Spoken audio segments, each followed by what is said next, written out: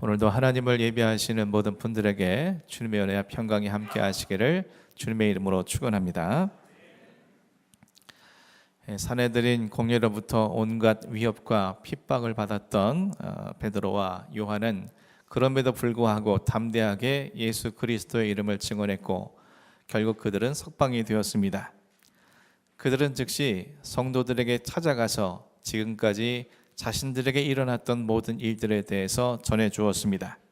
다시 말해 성전 미문 앞에서 나면서부터 걷지 못했던 거린이 일어나 걷게 된 일에서부터 대제사장들과 장로들이 다시는 예수의 이름으로 말하지도 전하지도 가르치지도 말라고 경고했다는 사실을 모두 이야기해 주었습니다. 하지만 그들은 대주제이시고 창조주이시고 계시자이시고 섭리자이신 하나님 앞에 한 마음으로 소리 높여 간절히 기도했습니다. 그들은 하나님께 온갖 위협에도 불구하고 자신들이 복음과 믿음을 지키기 위해 힘쓰는 것을 계속해서 지켜봐 주시기를 기도했습니다. 또한 어디에서든지 간에 하나님의 말씀을 담대히 증언할 수 있도록 기도했으며 또한 자신들의 손을 펴서 사람들에게 내어 밀 때 예수 그리스도께서 능력을 허락하사 병든 자들이 낫게 하시고 표적과 기사가 나타나 예수 그리스도의 이름만이 증거될 수 있기를 간절히 기도했습니다. 이에 하나님께서는 그들이 모여있는 것을 진동케 하사 그들의 기도가 하나님 앞에 상달되었다는 것을 그들에게 알게 해주셨으며 성령님이 충만히 임하여 주심으로 그들은 담대하게 하나님의 복음을 전할 수 있게 되었습니다. 그 이후에 일어난 일에 대해서 오늘 본문 32절 말씀이 이렇게 기록하고 있습니다. 믿는 무리가 한 마음과 한 뜻이 되어 모든 물건을 서로 통용하고 자기 재물을 조금이라도 자기 것이라 하는 이가 하나도 없더라. 오늘 본문 속에는 사도행전 2장에 이어 또 한 번 초대교회 성도들이 유무상통의 삶을 살게 되었던 것을 소개하고 있습니다. 성경에서는 앞선 2장과 4장 단 두 차례만 성도들의 유무상통의 삶에 대해서 우리에게 전해주고 있습니다. 본문 앞에 있는 사도행전 2장 44절에 성도들의 유무상통의 삶은 오순절 성령 강림 사건 이후에 베드로가 오순절을 지키기 위해 예루살렘에 와 있던 모든 사람들에게 하나님의 복음을 증언했고 그 주급 복음을 전해 들은 사람들 가운데에 그 복음을 믿고 세례를 받은 3천여 명의 사람들을 통해서 유무상통의 삶이 이루어지게 되었습니다. 그리고 본문 속 성도들은 한 마음으로 소리를 높여서 하나님 앞에 간절히 기도한 이후에 유무상통의 삶이 이루어지게 되었습니다.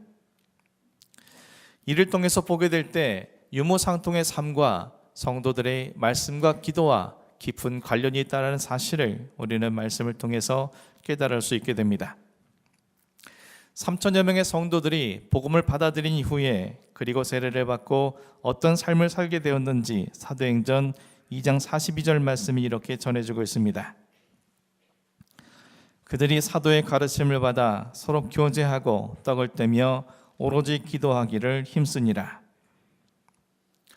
이 본문에 대해서 우리는 이미 5개월 전에 사도행전 2장 42절에서 47절 말씀을 살펴볼 때에 함께 상고해 본 바가 있습니다.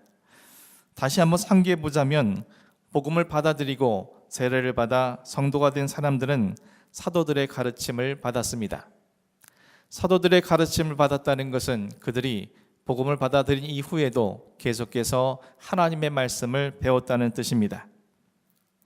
하지만 그들이 말씀을 배우고만 있었던 것은 아닙니다. 그들은 서로 교제하고 떡을 떼며 기도하기를 힘썼습니다. 그들이 서로 교제하고 떡을 떼며 오로지 기도에 힘쓴 것은 자기들로부터 자발적으로 이루어진 것이 아니라 사도들의 가르침에 따라 그들이 말씀에 순종한 결과였음을 본문은 말해주고 있습니다. 사도들이 그들에게 성도로서 그리스도 안에서 서로 교제하고 떡을 떼며 함께 기도할 것을 가르쳤기에 그들이 그대로 행한 것이었습니다. 본절 속 오로지 기도하기를 힘쓰니라 해서 오로지 무엇에 힘쓰다라는 동사는 무엇에 계속해서 자신을 굳게 붙들어 맨다는 뜻을 갖고 있습니다. 그리고 원어 성경에서는 이 동사를 이 문장에서 단 한 번만 기록하고 있으며 이 문장의 가장 앞에 기록을 하고 있습니다. 이 말인즉슨 이 뒤에 나오고 있는 모든 내용들이 기도뿐만 아니라 그들이 계속해서 붙들어매기 위해 힘썼더라는 사실을 우리에게 전해주고 있습니다. 따라서 그들은 서로 교제하고 그리고 서로 떡을 떼며 서로 함께 기도하는 일에 자기 자신을 굳게 붙들어매기 위해서 매우 힘썼다는 사실을 우리에게 말해주고 있습니다. 이는 그들이 사도가 그들에게 가르친 대로 살기 위한 결과물이었습니다. 사도가 가르친 대로 살기 위해 서로 교제하는 일과 서로 떡을 떼는 일과 기도하는 일에 그들이 매 순간마다 자신을 굳게 붙들어 맸다는 의미이며 그 결과로 그들은 유무상통의 삶을 살 수 있게 된 것입니다. 말씀을 듣고 배움으로 멈춘 것이 아니라 자신들의 삶으로 그 말씀대로 살아가기 위해 힘썼을 때에 주님께서는 그들에게 유무상통의 삶을 살아갈 수 있도록 믿음을 더하여 주시고 능력도 주시고 그런 그들의 삶을 통해서 더 많은 사람들이 예수를 믿을 수 있도록 그들을 사용해 주셨다라고 성경은 우리에게 증언해 주고 있습니다. 오늘 본문 속에는 사도들과 성도들이 유무상통의 삶을 살 수 있게 된 것에 대해 그들이 한 마음으로 소리 높여 하나님께 기도한 결과라고 말해주고 있습니다. 사실 자신의 물건을 다른 사람과 함께 공유한다는 것은 타락하여 이기적인 심성에 지배받는 사람으로서는 쉽게 할 수 없는 일입니다. 그럼에도 불구하고 그들이 그렇게 할 수 있었던 것은 그들이 기도만 하고 멈춘 것이 아니라 기도한 대로 살기 위해 힘쓴 결과였다는 것을 우리는 알 수 있습니다. 일반적으로 사람들은 하나님 앞에 간절히 기도한 이후에 그 기도가 응답되어질 때까지 기다리는 것이 일반적인 모습입니다. 하지만 본문 속의 성도들은 기도를 할 뿐만 아니라 그 기도한 대로 삶으로 살아가기 위해 힘썼고 그 결과가 유무상통의 삶이었다는 겁니다. 사도들과 성도들은 하나님께 그들의 위협함을 굽어보아 달라고 간절히 기도했습니다. 이는 그들의 위협 앞에서도 흔들리지 않는 믿음으로 살아가는 자신들의 모습을 하나님께서 계속해서 지켜봐달라는 기도였습니다. 그들의 위협이란 무엇이겠습니까? 사도들과 성도들의 생명과 삶을 위협하는 것입니다. 그동안 사내들인 공예는 사람들에게 그들의 생명과 그들의 삶의 터전을 위해하는 것으로 그들을 위협해 왔습니다. 사람들이 그들의 위협에 굴복했던 것은 자신과 자신의 가정과 자신의 생업을 지키기 위함이었습니다. 유대교 최고 지도층이었던 그들의 말대로 행하지 않는다면 그들은 유대 사회에서 발붙이며 살아갈 수 없기 때문에 그들은 어쩔 수 없이 그들의 위협에 굴복할 수밖에 없었던 겁니다. 그런데 오늘 본문 속 성도들은 자신들과 자신들의 가정을 위해 그동안 쌓아두었던 모든 것을 내어놓고 모든 사람들과 함께 공유하였습니다. 이제 그들에겐 자신들을 위해 쌓아둔 사유재산이란 있을 수 없는 것이고 이제 앞으로 그들은 먹고 살아가기 위한 아무런 준비도 하지 못하게 되는 것입니다. 이 말은 곧 앞으로 그들에게 다가오는 모든 날들은 하루하루 매일의 삶과 생활을 걱정하며 살아가는 매우 위태로운 상태에 접하게 되는 것입니다. 하지만 이는 다른 누군가에 의해서 그들의 삶과 그들의 생활이 위협받는 것이 아니라 그들 스스로 그 위협 안으로 들어가게 된 것입니다. 이 말은 곧 그들이 하나님 앞에 단지 다가오는 위협 속에서 자신들의 믿음을 지키기만 하려고 한 것이 아니라 기도한 대로 살기 위해서 스스로 위협 속으로 들어가게 된 것이고 그 위협 앞에서도 그들은 자신들이 그 모든 위협을 넘어서는 믿음으로 살아가는 모습들을 하나님 앞에 나타내기 위해 이와 같이 힘썼다는 사실을 우리에게 말해주고 있습니다. 위협을 넘어서는 그들을 통해 유무상통의 삶이 일어난 것은 당연한 결과라는 것을 우리는 알 수 있습니다. 또한 성도들은 다른 사람에게 손을 내밀어 병에 낫게 되기를 기도했습니다. 지난주 함께 살펴본 것처럼 다른 사람에게 손을 내밀기 위해서는 먼저 내 손에 쥐고 있는 것을 반드시 내려놓아야 합니다. 오늘 본문 속 성도들은 그 누구도 자기 재물을 자기 것이라고 말하는 사람이 하나도 없었다라고 성경은 증언하고 있습니다. 그들은 자신의 손안에 쥐어져 있던 재물을 더 이상 자신의 것으로 여기지 아니하고 그 재물을 기꺼이 다른 사람을 위해 내어놓았습니다. 성도들의 기도 속 병든 사람들은 단지 육신적으로 병든 자들뿐만 아니라 가난과 고통 속에서 마음과 삶에 큰 고통을 안고 살아가는 모든 사람들을 아우르는 그런 표현입니다. 그런 그들을 위해 성도들은 자신들의 땀과 수고가 녹아져 있는 자신들의 재물을 손을 펴 그들에게 내민 것이고, 그런 그들이 내어놓은 그 결과물을 통해서 그들은 재물이 없어 고통 속에 거하던 그들의 삶에 진정한 나음의 삶을 입었던 것입니다. 그들 중에는 더 이상 가난한 사람이 없게 되었다는 것은 결국 자신들의 기도한 대로 행하기 위해 기꺼이 헌신한 그들을 통한 결과였다는 것을 우리는 말씀을 통해서 보게 됩니다. 단지 자신들의 손을 내밀어서 초자연적인 치유의 역사가 나타나기를 기다린 것이 아니라 기도한 대로 살기 위해 자신들이 할 수 있는 최선의 방법인 자신들의 손을 펴서 다른 사람들에게 자신의 재물을 내어줌으로 나음을 입도록 하기 위해 그들은 기도한 대로 힘써 행한 것임을 성경에서 말씀해주고 있는 것이고, 그런 그들을 통해서 유무상통의 삶이 이루어진 것임을 말씀은 우리에게 가르쳐주고 있습니다. 성도들은 또 표적과 기사가 거룩한 종 예수의 이름으로 이루어지기를 기도했습니다. 이전까지 자기 자신의 재물을 쌓아두고 자신의 두 손에 움켜쥐고 있었던 사람이 그 손을 펴서 그 재물을 내어놓는다는 것은 앞서 말했듯이 결코 쉬운 일이 아닙니다. 사람들이 그렇게 쉽게 변한다는 것이 얼마나 어려운 일인지 우리는 너무나 잘 알고 있습니다. 특히 물질과 관련되어서는 더더욱 그러합니다. 만일 일평생 가족과 자신을 위해서 열심히 일해오면서 재물을 모았던 사람이 하루아침에 갑자기 자기 재산을 모두 팔아서 다른 사람에게 내어준다면 그 누구가 그 사람을 제정신이라고 말하겠습니까? 오히려 자신의 재물이 조금이라도 손해를 볼 때 분노하는 것이 일반적인 그리고 정상적인 사람이라고 사람들은 생각하지 않습니까? 그런데 오늘 본문 속 성도들이 한두 사람도 아닌 믿는 무리가 모두 빠짐없이 자신들의 재물을 내어놓고 그 누구도 자신의 재물을 자신의 것이라고 말하는 사람이 없었습니다. 이것은 그야말로 그 무엇으로도 설명할 수 없는 표적과 기사와 같은 일입니다. 이 일이 어떻게 가능했습니까? 예수 그리스도의 이름을 믿었기 때문이었습니다.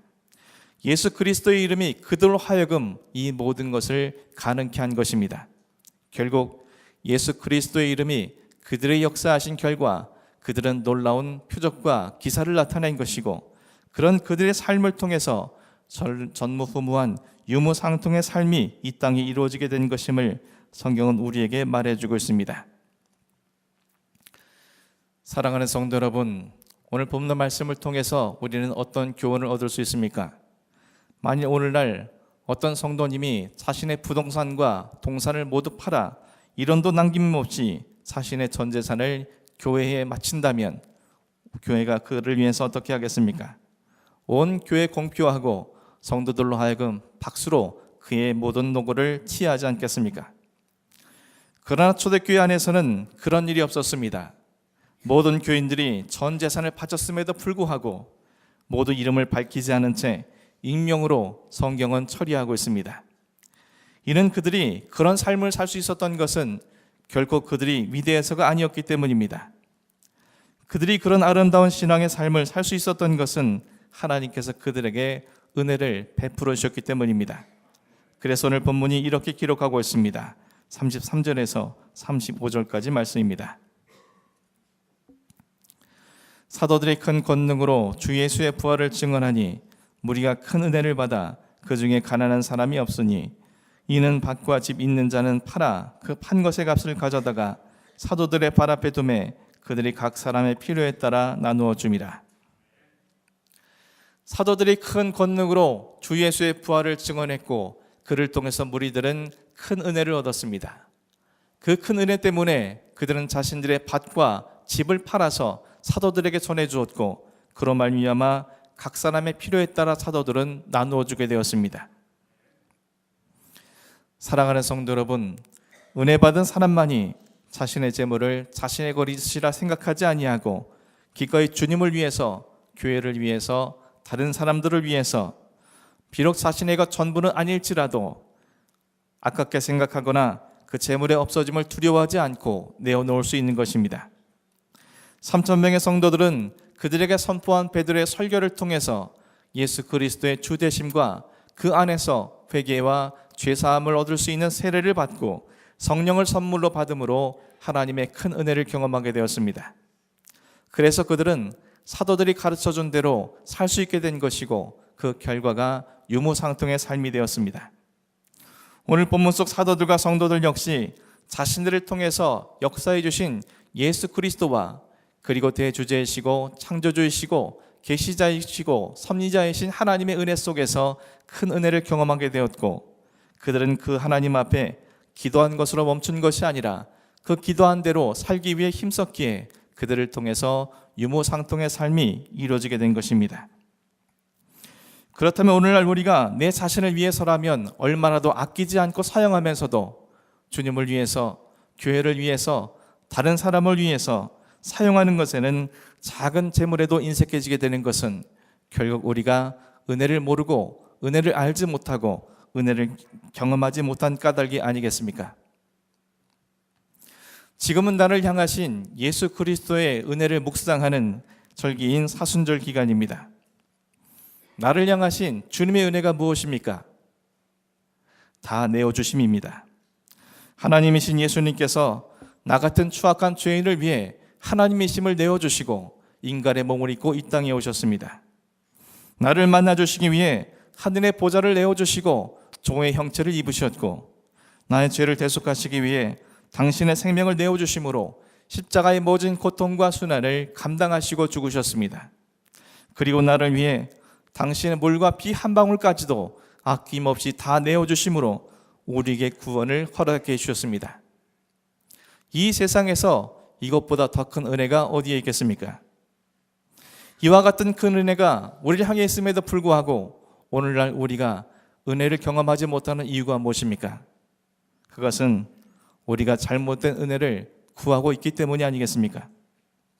은혜란 내가 겪고 있는 인생의 문제를 해답을 얻는 것이 아닙니다. 은혜란 내가 겪고 있는 문제가 해결되는 것이 아닙니다. 은혜란 내가 알지 못했던 성경 지식을 알게 된 깨달음이 아니요, 은혜란 내 마음의 어느 한순간 뭉클하게 움직이는 감정의 동요가 아닙니다. 은혜란 나를 구원하시려고 당신의 손과 발을 십자가 위에 내어 밀어 못을 받으심으로 우리를 구원해 주신 그 한 가지 사실입니다.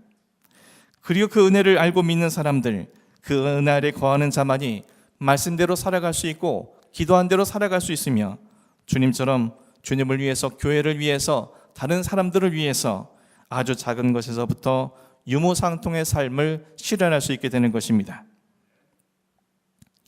사랑하는 성도 여러분, 저 여러분 모두가 은혜의 절기인 이 사순절에 우리 각자를 향하신 주님의 다 내어주심의 은혜를 깊이 묵상하시고 깨달으시고 경험하심으로 말미암아 잊고 있었던 그 은혜 아래 다시금 들어갈 수 있기를 주님의 이름으로 간절히 축원합니다.